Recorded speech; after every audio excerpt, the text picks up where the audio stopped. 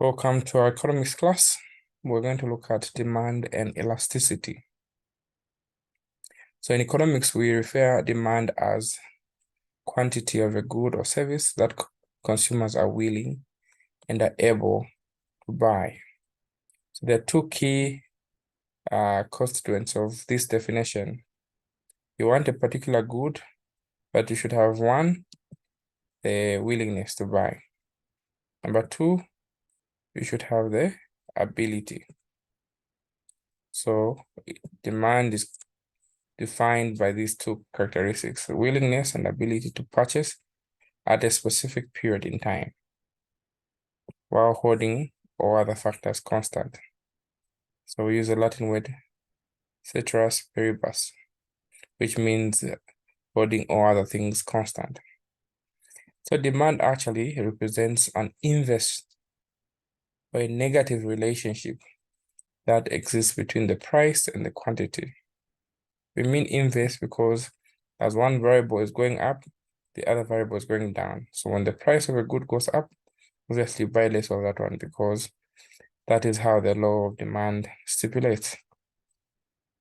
So demand is very critical in us understanding the market behaviors and also determining price as well as elasticity.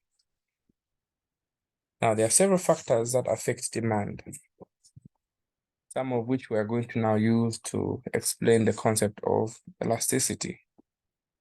So price of that particular product is the most significant factor that affects demand. It is in fact the only factor that causes the movement along the demand curve. If the price of good increases from P1 to P2, so the price is now being in question. What happens to the demand? Quantity demanded will decrease from Q1 to Q2. So this is causing a movement along this demand curve from point A to point B. The rest of the factors will cause a shift in the demand from demand 1 to demand what? Demand 2, whether it's shifting outwards or shifting inwards. I'll explain that later. The other factor that affects demand is income. Income is critical for consumers because it determines their purchasing power. So we have three types of goods, if not two. There's a normal good under income, and there's an inferior good. So when our income increases and we demand more of a particular good, we call that a normal good. Conversely, it becomes an inferior good when our demand decreases as income rises. What kinds of goods would these ones be? For instance, second-hand clothes. When your income goes up, you wouldn't want to go back to what? To inferior goods. You don't want to go to boutique clothes. All right. So are we moving together? Are we together so far? Yes, we are. So now we go to the other factors that affect demand. We also have related goods. So on the related goods, we have what we call substitute goods. We also have what we call complementary goods. So when you're dealing with substitute goods, we're basically dealing with goods which have a competing attitude. Goods whereby if one product, the price increases, you will demand more of the other. So these are called substitute goods. They can substitute each other. For instance, coffee and tea. If coffee rises, you switch to demanding the other product, which is close to coffee, which is tea. This is where we are saying ceteris paribus, which means holding all things constant, avoiding preferences, or I don't take tea, I don't take rooibos, assuming these ones are perfect substitutes. All right, so we also have what we call complementary goods. From the term complementary, what do you understand? These are goods which are used together with equal ease. These are goods which are used with equal ease and they move hand in hand. For instance, car and fuel. One is rendered useless without the other. And so complementary goods have what we call a negative elasticity of demand. They are negative because if the price of one good goes up, it therefore means that you demand less of the other good. So they are moving in opposite directions. So this is called a complementary good. So the other factors that will affect your demand could include preferences and tastes. So changes in your tastes. You go to the US, you come back to Zambia, you no longer eat Nishima. Not because Nishima is expensive, but your tastes have changed. So that is another factor that will affect your demand. Other cultural differences or influences will affect your demand for particular good. Religion, the church you go to. Other factors could be advertising that affect your demand, marketing strategy for a particular good. Population and demographics. Sometimes the population, no wonder people undertake a study in demography. It may have too many people in a particular town, like Lusaka, it will fetch high demand. Sometimes you have too many old people who fetch a certain kind of product. So it is the demographics of that particular area or region that is very important in terms of population. We also have what we call consumer expectations. So we would choose to buy more of a particular good based on the information we have now about fluctuations in prices. For instance, if you hear fuel increase by midnight, you would want to buy it in excess now so that you don't get affected by the future price fluctuations. Or if you're buying stocks and you're told that the stocks will go down, you hold your monies and buy as the stock prices go down. The other factors that affect demand could be policies, government policies in terms of taxes and subsidies. Any questions so far? No. All right, now this takes us now to, based on these key principles we talked about, to what we call elasticity. So elasticity in economics refers to our sensitivity, our responsiveness, how we are able to react in terms of demand due to changes in other variables like price, like income, like advertising.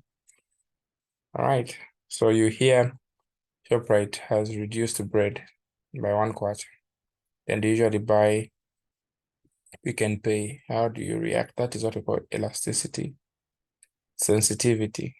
If your income goes up, how will you react to the number of bags of Millie Meal you buy? If you are dealing with related goods, how do you cross over to one good? You are usually buying a product that works hand in hand with another. For instance, you hear that data has become cheap because data and the router are complementary. So if you hear that data has gone down, you buy more routers or a router particularly because you now know that you are able to afford what? Data. So we are going to particularly look at three types of elasticity. There's what we call price elasticity of demand. This looks at how much quantity demanded of a service responds to the changes in prices. So the formula is given below. Our formula is therefore the percentage change in quantity demanded over percentage change in price. So elasticity of demand is negative. Why?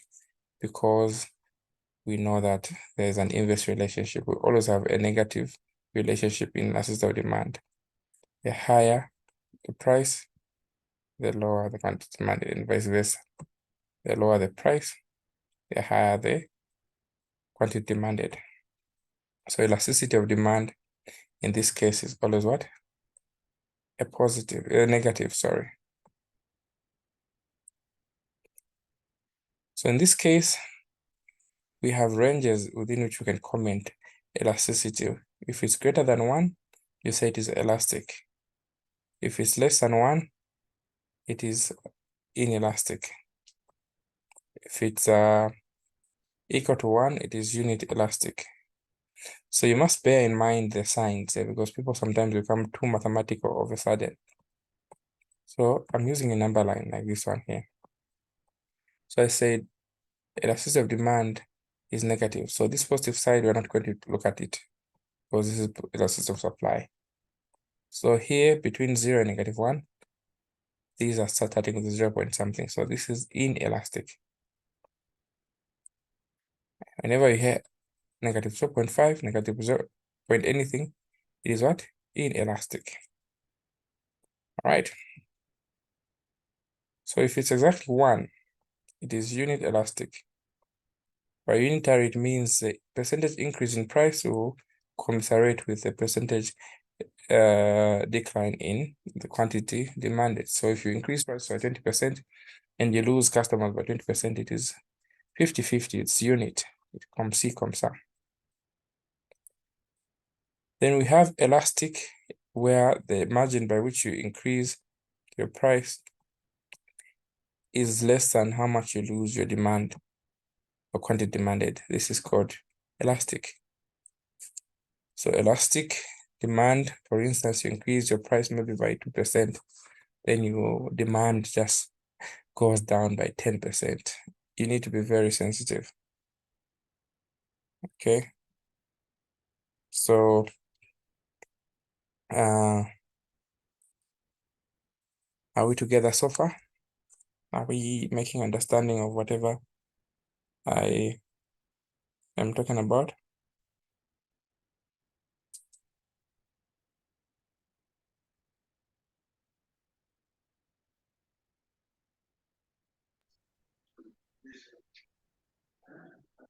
Yes, I think so.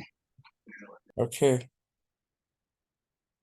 So now we can delve into some mini calculations, but before I go there, I'll ask you to tell me which of these A, B, C, and D is elastic, unit elastic, and inelastic. So if you're given our A as -2, our B as -1, our C as -0.2, and our D as negative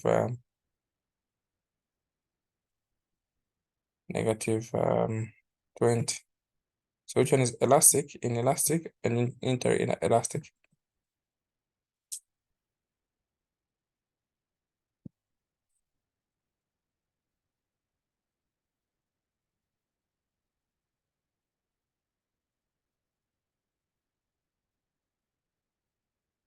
Which one is elastic, unit elastic?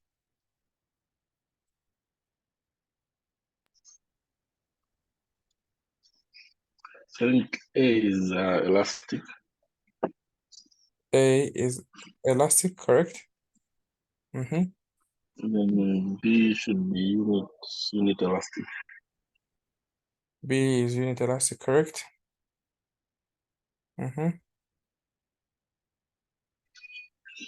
C inelastic.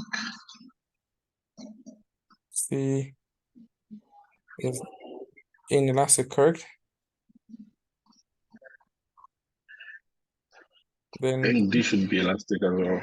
yes, D is very elastic, yes. All right, then you get the concept. Now, how then do we calculate elasticity based on what I have just said. So since we said elasticity of demand is simply the percentage change in quantity demanded over percentage change in price, or you can say it is Q2 minus Q1 divided by Q1 over the percentage change in prices, P2 minus P1, then you divide this by P1. If you want, you can leave it as a percentage times 100 here, times 100 there. Okay. So that is how we calculate the elasticity. So if a price 1 is, for instance, 2 kwacha, then we're told that this has increased to 4 kwacha. And our initial quantity we're buying 500 units. And now because there's a decrease in an increase in price, we're obviously going to do what? To buy less of that commodity. So instead of buying 500, now you're buying 100 units. So who remembers what is the formula for elasticity of demand? Q what? 2 minus Q what? Minus Q1 Over Q1 times 100. Then here, what do we have? P2 minus Q2 P1 over P1 Q1 times 100. times 100. So help me with the figures. What is our Q2?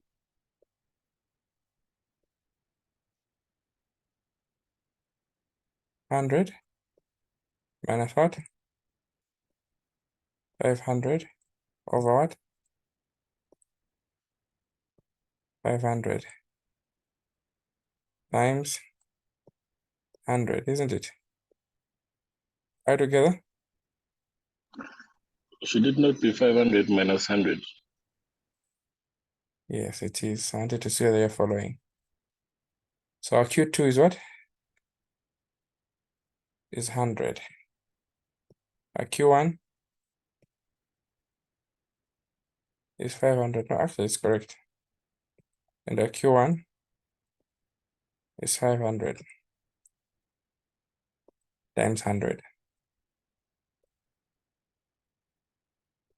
Then the second part, our P2 is what? 4 minus what? 2 over what? 2 times what? 100. So elasticity of demand we know must be negative, isn't it? So here on top we're going to have negative what? The 400 over 500 times 100. Then here we're going to have what? 2 over 2 times what? 100. So what do we have here? Negative 80%. What do we have down there?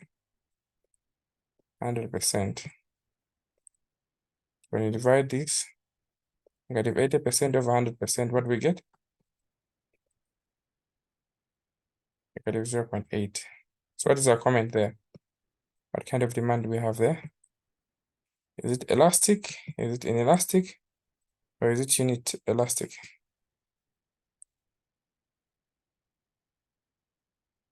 Elastic. She's saying elastic. Anyone else?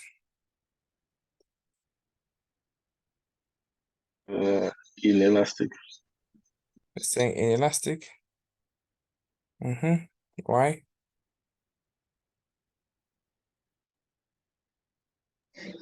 Because it's less than 1. It's less than 1. Yes, anything starting from 0 point something, it's less than 1. Okay. Right together. Anything, just for anything that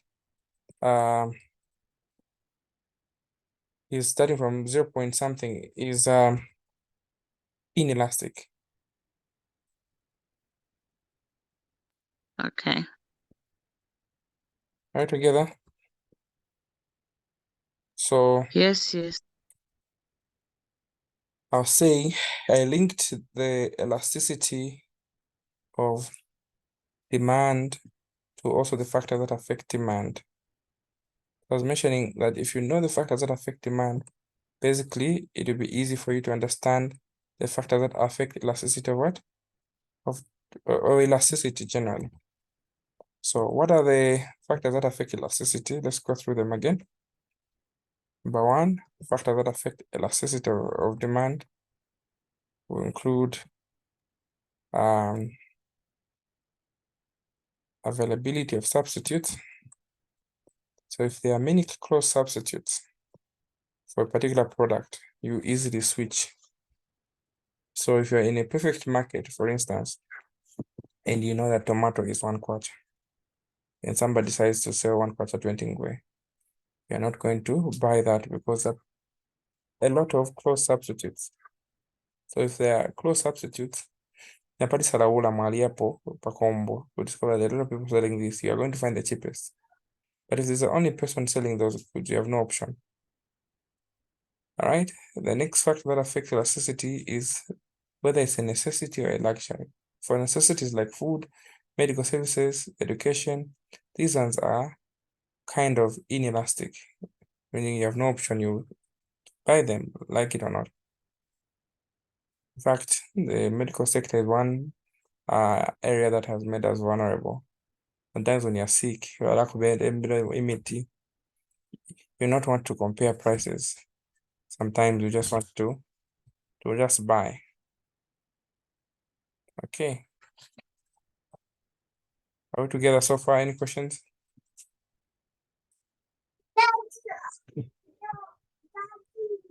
Then we go to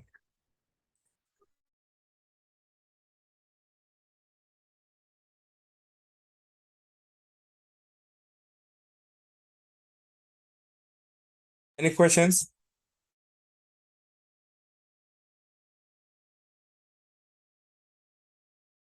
No.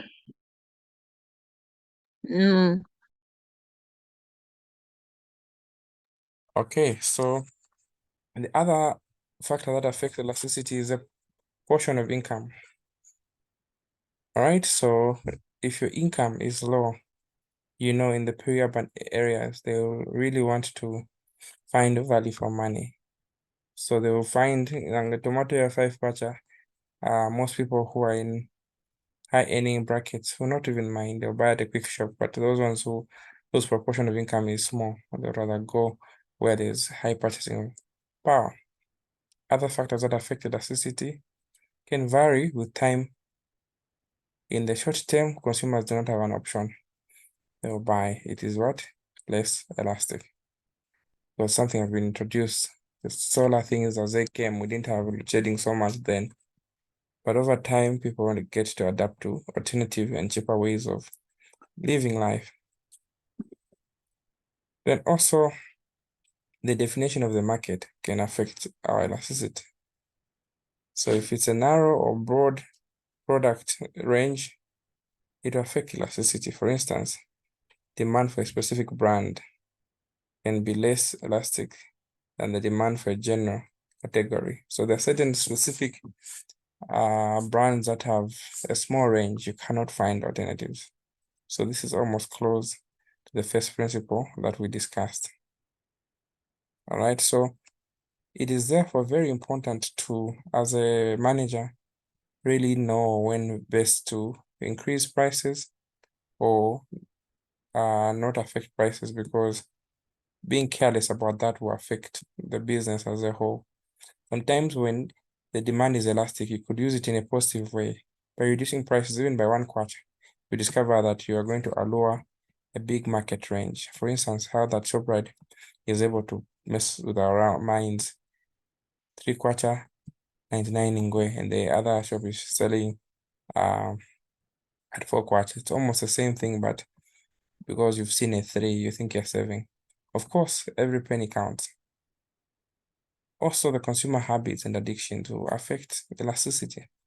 Some habits like smoking, no matter how the prices are fluctuated, an addiction, so demand is inelastic. So take the concept of inelasticity in insensitivity. So consumers will be willing to pay high prices for commodities, which are even higher as long as they're addictions. Beer, people still buy and of course complain. And the degree of specificity, if there's high specific and unique goods, they become less elastic, less sensitive, less prone to scrutiny. Generic goods, on the other hand, are less. It's just the same point I talked about. Durability, a product that is durable may tend to have more elastic demand, since consumers can delay purchasing if prices increase, while non-durable are less elastic. Okay, so now we will tend to look at an example that I wanted us to look at. This is our question in question 1. So you're a frustrated managerial economics student and you decide to abandon the academic career. So this person is James and he sets up a business in City Market where he sells prepackaged mini meal packs. Pamela as well begins to package her pants for ladies. So at a price of 50/4, James manages to sell 50 pants every month. While 45 mini meal packs are sold away every month at 6/4.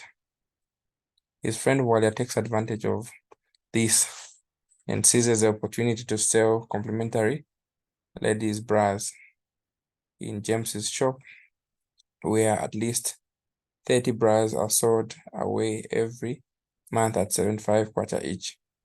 So with both booming businesses, James's wife, Sylvia, advises him that he could actually increase his business sales by increasing both the price of pants and that of mini meal to 75 respectively. So James follows his proposal religiously and immediately observes the effects of these increases in the reduction of the monthly demand for the two goods to 30 and to 40 units respectively. So calculate the price elasticity of demand for the pants and the mini meal respectively. Are they elastic, inelastic, and explain why? So it's a critical analytical question that desires us to really analyze objectively. So now, what are we given in this data? We're given the following information: the price fluctuations before the price increases and after the adjustments in the price increases. So let's start with the pants. So by the way, the other commodities are not asked at this moment, the bras. So the initial price that James was setting was at 50/4. And these ones were fetching 50 units in a month. Then he decides to increase the new price to 75. And now what happens? The new quantity of the pants, they are selling for only 30 units in a month. So what is the impact of this price increase by James? So remember, Q2 minus Q1 over Q1 times 100 if you want. So this 100 will cancel out, so I can remove it if you want. Then P2 is what? Minus P1 over P1, so 75 minus 50 over 50, 30 minus 50 over 50. So when you compute this, you're going to get elasticity of demand for the pants as negative 0.8. Can somebody comment on this? What is happening here? Haida?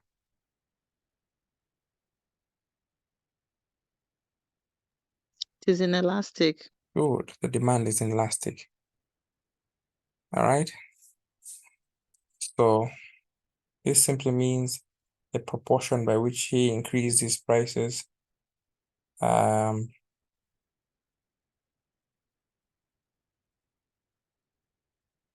will be insignificant.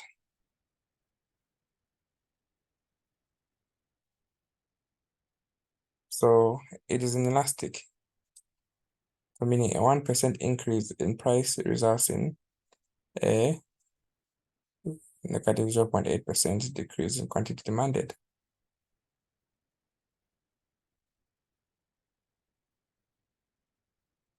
All right.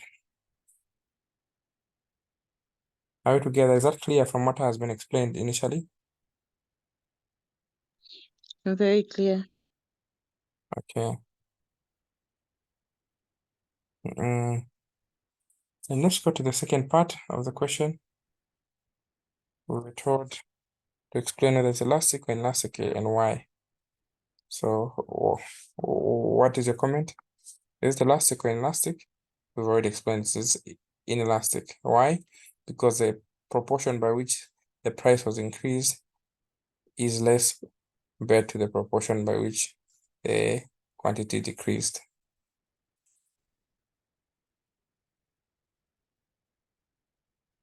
Are we together? Yes. So let's go to Sylvia now.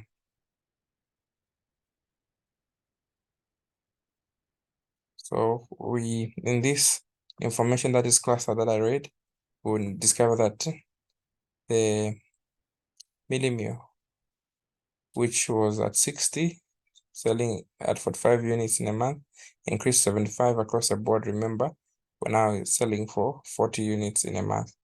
So using the same formula, let's see what is coming of the elasticity for millimule. So when you do the computations, you're going to find that. What's the comment on the answer?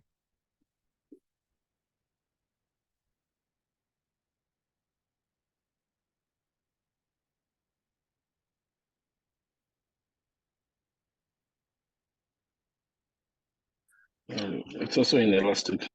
Yes, also an elastic. Yeah.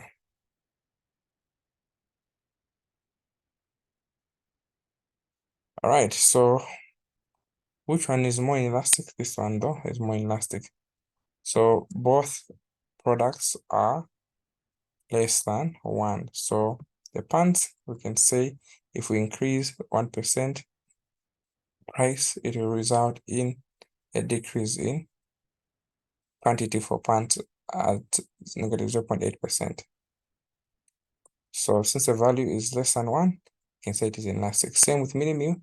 If we increase price by 1%, 0.033% will be the decrease in the quantity demanded. It's also inelastic.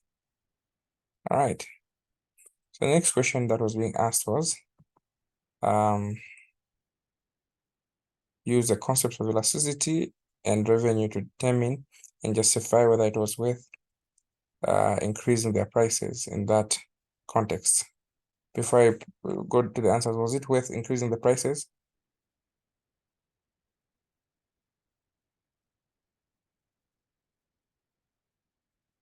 Was it?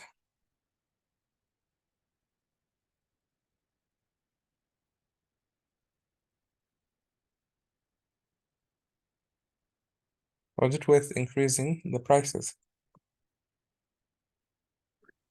No, it was.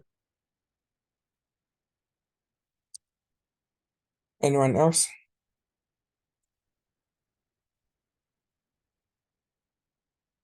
Yes, it was. Whenever demand is inelastic,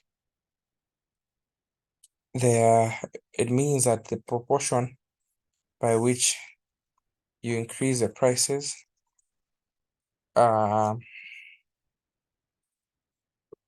when you are trying to compare with the proportion by which you are losing demand, it will be negligible. But also we need to compare with the revenues as well. We need to calculate the revenues because sometimes inevitably by increasing the prices, you're going to reduce the quantity demanded, one or the other. But these ones have a very closely related relationship. So when the price elasticity of demand is less than 1, we say it is inelastic. Therefore, an increase in price will inevitably result in a proportional decrease in quantity demanded. Of course, smaller because it's inelastic. If it was higher, it would be elastic. So this means that the total revenue may increase when the price increases. So in short, when demand is inelastic, the prices will rise at a smaller rate. Now, it will raise the revenue. So James and Silver will have to increase the prices of pants and midi meal since the products are inelastic. So the product did not lead to substantial decrease in what quantity demanded. So the result of the reduction in quantity was outweighed by the increase in the price, so leading to higher total revenue. So you get the concept that I'm trying to bring out in there, yeah? Yes, I do. So much has increased the bad, but it depends on the situation. In the situation where it is inelastic, it's okay to increase because they will not mind. If I were to practically ask you how much a razor blade is or how much a nail cutter is, because these are real life issues, you may not probably know the actual. If you found that 5 kwacha, you still buy. If you found it at 10 kwacha, you still buy because you don't buy them every day. But for bread, even with 1 kwacha, you notice because these we do them on a daily basis. You get it? So a new companion comes in, Walia, we are told. So Walia is selling a complimentary good of ladies' bras in Jeff's shop. Now these ones were at least 30, were sold every month at 75 kwacha each.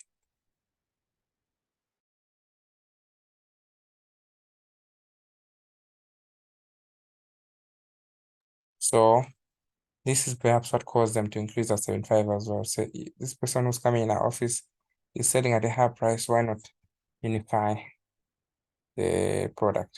So now, in this case, we're being asked to say, after the ordeal, Walia, developing a strong hate towards Silver, stops what talking to her to say, why are you increasing your prices also? So use the concept of elasticity, learn it in class and explain why Walia is getting upset. Why should Walia get upset? I explained all this. So Walia is coming in as a compliment to Walia, as low as James and Sylvia would be. It is a good thing because if, for instance, you bring in a car and fuel is low, it will complement you. But where the fuel also goes up, people will either stop buying both or moderate buying cars. You get the concept? So in this case, Walia's reaction can be explained in the concept of elasticity of the products of ladies' bras being a complement to pants and mini meals, but specifically pants. So in James's shop, there's significant price increase in those products might decrease what their sales. So since she's complementary to the pants, there will be a negative cross price elasticity. Remember, I said cross price elasticity has a negative what? Relationship. So if you have cornflakes and milk, if milk goes up, you don't buy milk and eventually don't buy what? Cornflakes. Same with the Christian life. If you have Bible study and praying, these complement each other. So the soul that stops Bible study will eventually stop doing both of them in the near future. That's why it's important to complement these two. So since they're complementary goods and have a negative cost price elasticity, so an increase in the price of the pants, an increase in the mini meal will potentially reduce the demand in both the pants and also the bras that Walia has brought into the shop. So this is the reason why Walia is upset. Interesting, isn't it? All right. So using your knowledge of the factors that influence price elasticity, determine and explain the possible reasons for the observed differences in price elasticities for mini meal and pants. So in short, what are the factors of price elasticity? The factors that can influence the differences are the availability of what? Substitutes. So if mini meal has fewer substitutes compared to the pants, its demand will be less elastic. So pants may have close substitutes, making their demand more elastic. So here, the mini meal may not be affected so much because it's independent, it has nothing to do with pants. Then here, mini meal also comes in as a staple food, which is a necessity. So it is less likely to be affected even if it was to increase. So it is less likely to be what? Elastic, because people will still continue buying even if the prices of mini meal go up. This is a very good example, and very applied, because it brings out the concepts of elasticity as they should be. Then income proportion. So if mini meal constitutes the larger portion of consumers, so income would be more dedicated to mini meal than to pant. In this case, people will be more sensitive to price changes in small items like pants compared to an essential product. So time horizon. In the short run, people here might not really have alternatives to mini meal, so they will buy it. Over time, perhaps they will look for other alternatives like cassava if mini meal goes up. So the short run being a factor as time horizon, people still buy. The other factor is brand loyalty. So if there's strong brand loyalty for pants or mini meal, the demand might be less elastic. So now I'm looking at it in terms of the advantages of the shop, depending on how branding James and Sylvia have done and Voile. So even if the prices would go up, only laggards, we call them laggards in marketing, because these are people who, even if there are new stuff in the market, they'll still be loyal to you. So brand loyalty is also another aspect that affects elasticity. So to them, they will survive on a few neighbors and friends just because they are known for, regardless of the prices that may go up, being their customers. So thank you so much for your time. This is what I wanted us to really actualize today in its applied perspective.